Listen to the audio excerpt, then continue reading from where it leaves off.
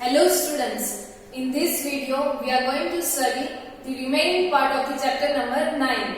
The chapter name is Land, Class 5, Subject EVS, GCERT.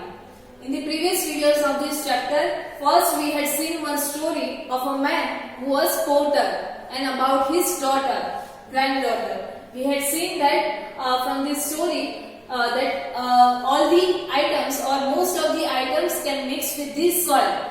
In this story we had seen that the pieces of the broken pot can be mixed with this soil after some days. And other than that, some organic matters like human and animal excreta, leaves or dry parts of the plants or trees, then after vegetable skins or peels that can be also mixed with this soil. Then after in the next we had seen some activities in that we had separated the different components of this soil from these soil lumps, and in that we had used the sieve of different size. We had used the sieve to sieve which is used for sieving the wheat, then after which is used for the sieving of the wheat flour, and also we had sieved the soil with the help of cotton cloth. Then after we had classified, or we can say we had separated the different components of the soil like sand, clay, dust, silt, stones or marbles, etc. Then after next one we had seen other activities, and from those activities we had seen some properties of the soil, like soil contains the water particles or moisture. So that we had seen through the process of evaporation in the presence of sunlight. And in the activity number 5 we had seen that in between the particles of the soil, the space is there which is occupied by the air, and which we can find if we are dipping that lump of the soil in the water. We can see that air is coming out in the form of the air bubbles. Then after we had seen the different components of the soil. It can be classified as the living and non-living components of the soil, or you can say biotic and abiotic components of the soil. The living components or living parts of the organism, parts of the living organisms or microorganisms, it can be identified as the living components of the soil or biotic components of the soil, or sand, stones, clay, air, water. These are some of the components which are non-living. So we can identify them as the non-living components of the soil or abiotic components of the soil. Then we had seen some fact here about the soil, what we are getting from the soil, and then we had seen some observation for the sample of the soil which was collected from the different areas like rivers, canals, lake, field, then after sloping field, garden, etc. And what are the type of the soil which is found in different areas. So now let me continue the chapter. Here reading section is given to you the different types of soil. So the soil is classified on the different types on the basis of two different things. First one is based on the color of the soil. Based on the color of the soil is also classified, and based on the components of the soil, which component is found in more amount in the soil, based on that also the soil can be classified. So we will see the first one, the types of soil on the basis of colors. So generally the soil can be classified on the basis of its color. On the basis of the color of the soil, it can be classified. Like soil which is red in color is known as red soil. The soil which is red in color, it is known as the red soil. Then after, if the soil of the color is black, then that soil is known as the black soil. And if the soil color is brown, then that soil is known as the brown soil. So that means there are three types of soil is there. Red soil based on the color, that is red soil, black soil or brown soil. If the color of the soil is red, then it is known as the red soil. If the color of the soil is black, it is known as the black soil. And if the color of the soil is brown, it is known as the brown soil. So this one is the easier one. Next is based on the components of the soil. So the types of the soil on the basis of its component. So now let me see there is also three different types of this soil, that is sandy soil, clay soil or alluvial soil. So we will see, let me see the first type, that is sandy soil. So the soil having large amount of sand particles is known as the sandy soil. If in the soil the large amount of sand particles are present, then that soil is known as the sandy soil. The particles of such type of soil get separated easily and the soil dries soon after the rain. The soil particle, or we can say the soil contains the more amount of sand particles, and sand particles cannot bind each other. They will be, so we can say that they can get separated easily, and after the rain it will dry up soon. That means in between the soil sand particles are bigger than the clay particles. If this is the sand particles, it will be clay particle, and the space which is present between these particles is more as compared to the clay particles. So it cannot hold the water. So after the rain, this kind of soil can dry up easily. So this is sandy soil. Next type is clay soil. So the soil having the large amount of clay particle is known as the clay soil. The soil which contains the large amount of clay particles is known as the clay soil. The name suggests the type of the soil. Sandy, that means it contains more amount of sand. Clay, that means it contains more amount of clay particle. And during the rain, this soil becomes sticky and slippery. As we had seen, between these clay particles, the space is less as compared to the sand particles, and they can hold, the space is less, so they can easily hold the water particles. So after the rain, this type of soil will become sticky and slippery. You might fall or you might slip on this kind of soil after the rain. And in dry season, the soil becomes very hard and cracks are developed. In dry season or in dry summer season, the soil becomes very dry and you can see the cracks in between the soil. You might have seen, if this is the soil one leg or one part of the soil, you might see this kind of cracks on the soil. So during the dry season, in this soil it becomes very hard and cracks can be seen in this soil. So this is the clay soil, and last one type is alluvial soil. So the soil having large amount of organic matter, which what are the organic matter that we had seen. So the soil having the large amount of organic matter is known as the alluvial soil, and this alluvial soil is fertile. Alluvial soil is also known as the loamy soil. This is the fertile soil, so it is very suitable for the fields or for the fertilization purpose, or we can say for the agricultural purpose. So it has the large amount of organic matters like microorganisms, dead and decaying parts of the animals and plants. So it is very fertile soil, and it is also known as the loamy soil. So these are the different types of the soil. Based on their color, it can be classified into three types, that is red, brown and black soil. On the basis of the components present in the soil, it can again be classified into three parts, that is sandy soil, clay soil and alluvial or loamy soil. Here now read and write section is given to you. Some questions are given to you. You have to answer these questions. The first question is, what are the different types of the soil? So now let me see the answer for this question.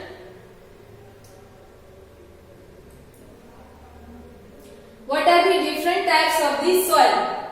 So here we are mainly considering based on the components which are found in this soil. So based on that, the different types of this soil is sandy soil, alluvial soil and clay soil.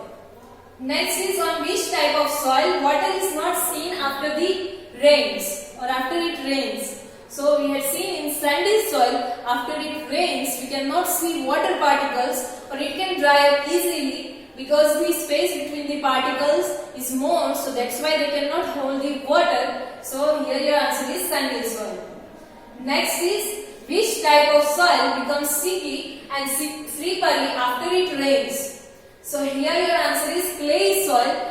Clay soil will become sticky or slippery after it rains because the part in between the particles the space is less, so it can easily hold the water particles, so which will make the soil slippery and sticky. Next is, which type of soil is more fertile? So here your answer is alluvial soil, or you can also write loamy soil. This soil contains the more amount of organic matters, so this soil is more fertile for the agricultural purpose, or it can be useful for the fields.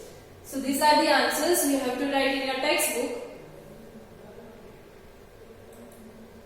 Next now is activity again is given to you. For this activity what we need? 3 transparent bottles, then after 3 plastic or glass funnels, 3 pieces of cotton cloth, water, sandy clay and loamy soil. It means the sample of 3 different soil. Here now what we have to do in the activity, let me see. Take the samples of the sandy clay and alluvial soil. Take 3 transparent bottles of equal size. Right here in the figure it is shown to you. We have to take the 3 bottles of equal size which should be transparent, because you can because of what we can see through that bottles. Then after label the bottles according to sandy soil, clay soil and alluvial soil.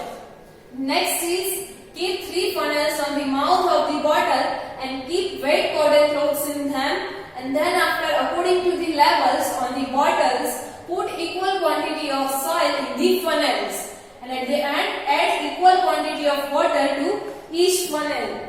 So now in the activity we will see, on the mouth of the bottle we have to put the funnel. This one is the funnel. So in each and every bottle we have to put the funnel. On that, then after we have to put the wet cotton cloth in each of the bottle, and then in that we have to put the sample of that soil. In the sandy bottle we have to put the sandy soil. In clay bottle we have to put clay soil, and likewise the same alluvial soil. Then after we have, and here we have to take the soil in the same quantity. Then after we have to pour water in this funnel or in this bottle, and again we have to pour the same amount of water, and then we have to observe these 3 bottles. So here below that the observation table is given to you. What to observe? The rate of flow of water.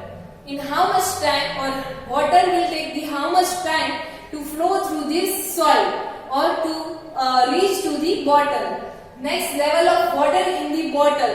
What is the level of water in the bottle, and amount of water which is left in the funnel? Which amount of the water which is left in the funnel? So here first we have to see water will take how much time to reach this bottle, then after how much amount of the water is left in the funnel, and what is the water level in these bottles. So now let us see the observation table for this activity. So here the observation table is given to you.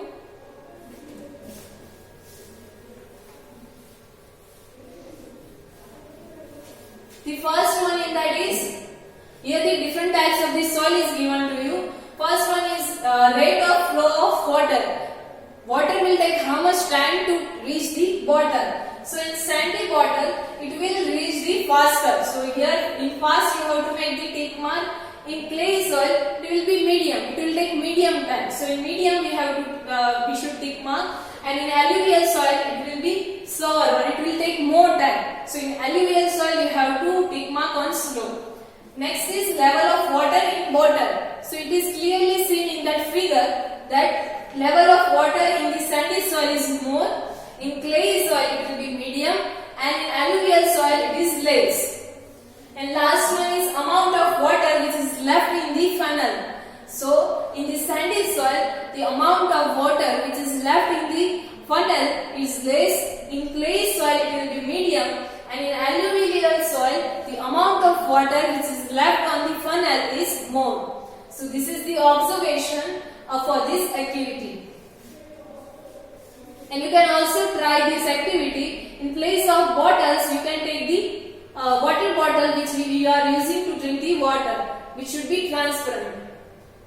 Now here the reading section is given to you. The capacity of the soil to hold water for a longer period is known as the water holding capacity of the soil. The capacity of the soil to hold the water is known as the water holding capacity of the soil. For how long they can hold the water. In previous activity we had seen that alluvial or loamy soil can hold the water for more time, so the water holding capacity of that soil is more as compared to the rest of the cases. And the capacity of the soil to drain out the water is known as the water draining capacity of the soil.